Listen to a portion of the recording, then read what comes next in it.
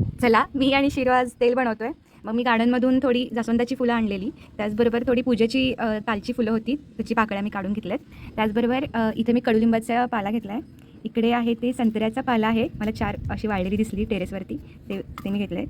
त्याचबरोबर हा पुदिना आहे. पुदिना हा हेअर स्मूथनिंगसाठी सगळ्यात महत्त्वाचा आहे. जास्वंद हे केसांचा रंग काळा ठेवतो, हायड्रेटेड ठेवते.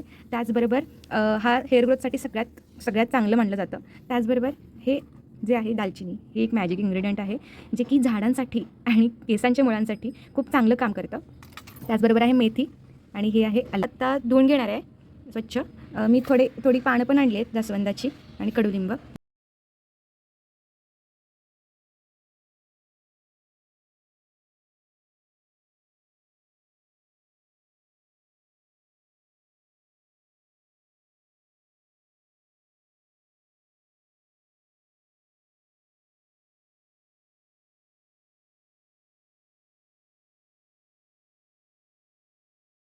एक तास भिजत ठेवलेलं होतं, जेणेकरून सर्व पोषक द्रव्ये या तेलामध्ये मुरावेत.